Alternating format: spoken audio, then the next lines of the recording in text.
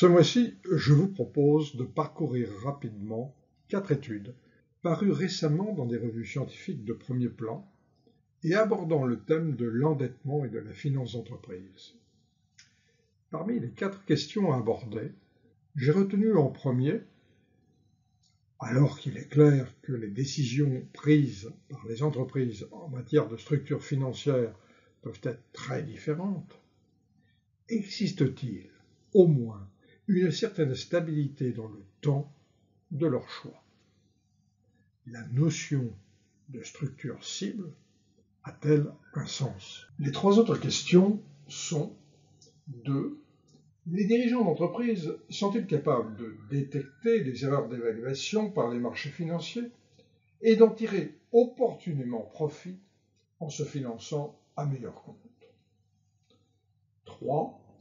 Les dirigeants, sujets au biais de l'excès de confiance, ont-ils tendance à adopter des politiques d'endettement plus risquées? Et enfin, 4. La titrisation, alternative à l'endettement classique, est-elle un financement de niche pour les entreprises non financières? Quand on observe les politiques de financement suivies par les entreprises, il apparaît qu'elles font souvent des choix très différents. Certaines n'hésitent pas à se noter lourdement, quand d'autres fuient la dette et conservent des bilans dits en or. Ces choix différents sont-ils stables dans le temps? C'est à cette question que DeAngelo et Roll apportent une réponse dans une étude publiée dans le Journal of Finance. La réponse est à la fois intéressante pour départager les nombreuses théories dans le domaine, mais elle a aussi des implications pratiques, puisque, par exemple, il est courant de calculer un coût moyen pondéré du capital en faisant l'hypothèse d'une structure du capital à venir constante dans le temps. DeAngelo et Roll ont analysé les données de 15 096 firmes américaines entre 1950 et 2010. Du fait des fusions et des introductions en bourse plus récentes, beaucoup d'entre elles ne sont observables que sur quelques années. Pour mettre l'accent sur la stabilité des choix sur longue période, ils ont isolé un sous-échantillon de 2751 firmes présentes au moins durant 20 années consécutives. La mesure utilisée du levier de l'endettement est le ratio comptable dette sur total des actifs. 2 types d'études préliminaires fournissent des résultats intéressants. L'observation des rangs des firmes et de leur appartenance à un quartile particulier fait apparaître une grande mobilité dans le temps si la période d'étude est suffisamment longue. Le calcul du coefficient de détermination entre les séries de leviers prises avec des intervalles de temps différents, 1 an, 2 ans, etc., fournit des résultats encore plus éclairés. Nous avons repris ici un des graphes publiés dans l'article. En ordonnée figure la moyenne des R2, calculée entre les séries de leviers, observées avec des écarts d'années identiques. En abscisse figurent ces écarts allant de 1 à 39 ans. Le résultat montre clairement que les leviers sont stables à court terme, mais le sont de moins en moins plus on s'éloigne dans le temps. Il n'y a aucune force de rappel. À long terme, il n'y a plus aucune forme de stabilité. L'échantillon étudié est un panel avec de nombreuses périodes d'observation. Les auteurs mesurent l'importance des effets fixes par firme et par période. Ils montrent que, quand ces derniers sont introduits de manière additive, les effets fixes firmes apparaissent importants, surtout quand l'échantillon contient de nombreuses firmes présentes sur un nombre limité d'années. Mais ils mettent en garde contre une conclusion trop rapide en faveur de choix relativement stables faits par les firmes. En introduisant des effets fixes par firme et par détail, ils montrent que leur pouvoir explicatif est élevé, soulignant ainsi la présence de changements dans le temps des leviers retenus par les firmes. Enfin, les auteurs développent une 3e approche. Il teste la pertinence au plan empirique de modèles décrivant l'évolution des leviers des firmes à partir soit d'une cible fixe, soit d'une cible mobile, ou encore d'une zone cible avec des ajustements plus ou moins rapides. Le facteur lambda dans la première équation, et des déviations aléatoires, le terme psi. La troisième équation décrit l'évolution de la cible quand elle est mobile. On recherche les paramètres qui permettent de générer des leviers successifs qui ressemblent au plus aux données réelles, en tenant compte à la fois des écarts et des volatilités. Les résultats sont très nombreux. Nous n'en reprenons que quelques-uns par parcimonie et encourageons le lecteur pressé à lire au moins la conclusion de l'article qui est d'une très grande richesse. 1. Les leviers d'endettement manifestent une certaine stabilité à court terme, mais les différences s'accentuent dans le temps pour faire disparaître toute trace de stabilité. Et il n'y a plus de trace aucune de stabilité lorsque l'observation se fait au niveau sectoriel. 2. Les modèles décrivant les choix comme organisés autour de cibles ont une certaine pertinence, mais soit les vitesses d'ajustement sont très lentes, soit les cibles sont fortement mobiles, soit encore la cible se présente comme une bande relativement large. Dans tous les cas, ces modèles sont compatibles avec de fortes déviations, ce qui fait dire aux auteurs que les effets du levier sur la valeur ne paraissent pas de plus importants. Sauf pour les leviers très élevés, qui ne sont de fait que des écarts temporaires. L'observation est alors très compatible avec l'hypothèse que les dirigeants d'entreprise sont avant tout soucieux d'éviter les dégradations des notations et que lorsqu'elles surviennent, il est urgent de revenir. Le risque de défaillance est alors horriblement élevé. Il peut sembler raisonnable de supposer que les dirigeants d'entreprise sont capables de détecter le niveau de surévaluation de l'actif par le marché financier. Dans ce cas, on pourrait penser qu'ils vont en profiter pour se financer plus par action que par dette, puisque les émissions de titres sont alors moins productives. Le marché, corrigeant toujours ces erreurs, il devrait s'ensuivre que les performances boursières postérieures aux augmentations de capital sont médiocres. Comme le souligne Lewis Town dans une étude publiée dans le genre Financial Economics, une performance plus faible peut aussi trouver son explication dans d'autres choses. Si les entreprises lèvent plus de fonds quand elles ont plus d'investissements financiers, il est aussi logique que les périodes de rémunération exigées plus faibles du capital soient celles où les investissements et donc les financements soient équilibrés. Réellement, il est difficile de vérifier que les performances boursières des entreprises recourant au marché de l'action sont plus faibles, car les cours varient pour beaucoup d'autres raisons que celles propres à l'entreprise. Lewis et Town proposent un test original sur cette question. Pour mesurer la présence d'erreurs d'évaluation pour le marché des actions, les auteurs utilisent trois types de mesures.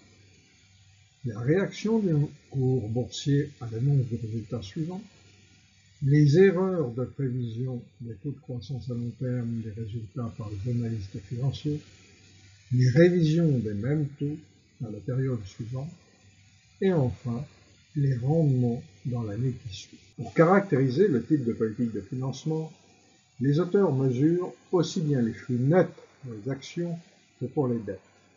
Ils calculent ensuite le ratio de la part du flux des actions dans le flux total. Pour que ce ratio soit significatif, ils ne retiennent que les cas où le flux total représente au moins 1% de la valeur de marché. Enfin, ils transforment ce ratio en utilisant les déciles ramenés ensuite à une mesure comprise entre moins 0,5 et 0,5, mesure désignée par le terme ERDEC. Pour réaliser leur test, Lewis et Tan estiment une variété de modèles de régression en suivant la procédure dite de Fama-Macbeth 1933. Les 3 mesures d'erreur d'évaluation par le marché sont successivement régressées sur la variable de type de financement, RDEC, et des variables d'interaction construites avec des indicatrices pour distinguer les cas de financement net positif, émission de titres, de ceux de financement net négatif, rachat de titres. Le vecteur de variable de contrôle est systématiquement introduit, et en particulier l'importance des investissements, y compris ceux en recherche et développement. Lewis et Tan montrent ainsi que 1. Les dirigeants émettent plus d'actions quand les analystes sont trop optimistes sur les perspectives à long terme. 2. Lors de l'annonce des résultats, période particulièrement propice aux révisions de jugement sur le marché, les réactions sur les cours sont moins favorables pour les entreprises qui ont le plus recours aux actions. Et 3. Plus généralement, les performances boursières dans l'année qui suit sont moins favorables pour les entreprises qui ont le plus recours aux actions. Ce dernier résultat tranche avec ceux fournis par des études antérieures qui n'avaient pas réussi à mettre en évidence un quelconque effet. Pourquoi cela? Les auteurs montrent l'importance des variables des comptables et en particulier de la prise en compte des investissements en recherche et développement. Au total, cette étude suggère que les dirigeants d'entreprise ont une certaine aptitude à utiliser les erreurs d'appréciation du marché financier. La finance comportementale dit d'abord autour de questions traitant directement les choix effectués par les opérateurs sur le marché boursier, gagne de plus en plus le domaine de la finance d'entreprise. Dans cette veine, Wang, Tan, Park présente une toute étude dans un article publié au sein du Journal of Corporate Finance. Il s'intéresse au choix de structure de la dette, c'est-à-dire une répartition selon les thèmes. L'idée de départ est que les dirigeants les plus sujets aux biais de cette confiance ont tendance à adopter des politiques d'endettement plus risquées et font plus appel aux dettes à très court terme. Pour tester cette hypothèse, ils ont constitué un échantillon de 4309 observations portant sur 944 firmes américaines non financières sur la période allant de 2006 à 2009. Ces firmes sont plutôt de grandes entreprises pour lesquelles les données comptables et financières étaient disponibles, et surtout pour lesquelles une information précise a pu être collectée à propos des actions et options détenues par leurs dirigeants. La mesure du biais de l'excès de confiance est directement empruntée à Malmendier et Tait. Elle est tirée de l'observation de leur comportement en matière d'exercice de stock option. L'attente jusqu'à l'échéance, alors que l'option est profondément dans la monnaie et que le titre paie des dividendes, est considérée comme une confiance excessive dans les résultats futurs. Une variable muette, dite ici Long-Holder, vaut 1 si c'est le cas. Les mesures de structure de la dette sont toutes des ratios comptables. Celle qui produit les résultats les plus pertinents est la variable dite ST. Ratio des dettes à moins d'un an dès que l'on a exclu la part des dettes à plus d'un an venant à échéance sur les dettes totales. Il s'agit donc de l'endettement initialement à court terme et donc le plus risqué. Les modèles de régression estimés sur ces données de panel ont la forme générale suivante. La variable dépendante et la part des dettes à court terme. La variable d'intérêt est la mesure d'excès de confiance, long holder. Des variables de contrôle sont introduites pour prendre en compte les effets de caractéristiques des firmes qui peuvent affecter les choix de financement. Levier, taille, maturité des actifs, volatilité des résultats. Et ceux des caractéristiques des dirigeants ou de leur position financière. Delta des stocks de change, Vega, actions détenues par exemple. En conclusion, cette étude de Wang, Tan et Pfaff apparaît conforter la thèse selon laquelle une part des décisions de financement des entreprises tient à des biais de comportement. Les entreprises dont les dirigeants sont plus sujets aux biais d'excès de confiance recourent, selon ces auteurs, plus fortement au financement par des dettes à très court terme, parce que, fondamentalement, ces dirigeants pensent que le futur de leur entreprise est plus favorable que ce qui est attendu, et qu'il vaut mieux éviter dans le présent de recourir à des émissions trop honnêtes. Ce résultat n'apparaît lié ni à une tolérance aux risques particulières ou pas, ni à des raisons fiscales les poussant à rétablir les classes. Enfin, dans une étude complémentaire sur l'impact du prix des dettes, les auteurs montrent que ce résultat ne semble pas trouver son explication du côté de l'offre de crédit, puisque l'excès de confiance ne paraît pas affecter des spreads de financement. Certaines entreprises non financières préfèrent, au recours à l'endettement traditionnel, la titrisation de certains de leurs actifs, comme leurs créances privées. Le recours à la titrisation a fait l'objet de nombreux débats. Certains mettent en exergue des aspects positifs. Il serait un moyen de circonvenir les frictions inhérentes au marché des dettes. L'obligation faite à certains investisseurs de ne détenir que des titres de grande qualité. D'autres soulignent les aspects négatifs, en particulier les transferts de risques au détriment des prêteurs en cours. Lemon, Liu, Mao et Mini ont publié dans le Journal Finance une étude portant sur la période 1996-2009. Leur échantillon contient 2365 observations sur 434 firmes différentes. Ces auteurs éclairent les motifs de recours à la titrisation par ces entreprises non financières et apportent quelques éléments de mesure des effets sur les valeurs des actions et des créances. Pour caractériser les programmes de titrisation, les auteurs ont recueilli, à partir des états dits 10 case, le montant de financement obtenu, le montant des actifs engagés et les limites fixées au programme. En moyenne, le financement obtenu représente 58,8% des actifs engagés, les firmes conservant un intérêt sur 41,2%.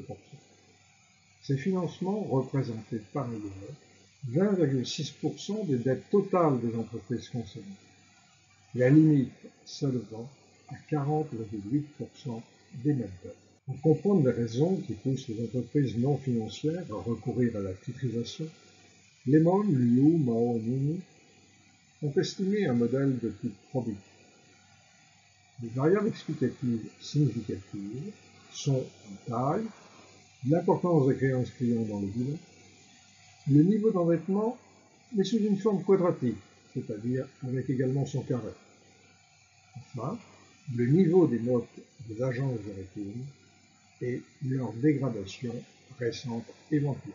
Enfin, les auteurs ont cherché à mettre en évidence les conséquences des programmes de titrisation à la fois sur la politique financière des entreprises et sur les valeurs des titres publics. Deux types d'études d'événements ont été produits. 1. Enregistre-t-on des changements significatifs en matière de crédit privé, d'endettement et de détention de cash? 2. Le recours à la titrisation est-il suivi de rendements anormaux sur, respectivement, le marché des actions et sur celui des obligations? En conclusion, cette étude de Lemon, Liu, Mao et Mini met en évidence que la titrisation est un moyen de financement de niche pour les firmes non financières. Elle n'intéresse que les entreprises de grande taille, de rating moyen BB, BBB, endettées mais sans excès. La mise en œuvre d'un programme de titrisation a pour ces firmes un effet positif sur la valeur des actions, sans détériorer pour autant celle des obligations. Elle permet donc une diminution du coût du capital. Mais la titrisation n'intéresse pas toutes les firmes. En particulier, elle n'est utilisée ni par les firmes de petite taille, le coût fixe est mis en œuvre des opérations bien évaluées, ni par les firmes trop risquées, car dans ce cas, les covenants inscrits dans les contrats de prêt existants, de même que ceux figurant dans le contrat de titrisation, les en empêchent. Ce n'est donc pas un moyen miracle pour sortir de la situation financière délicate.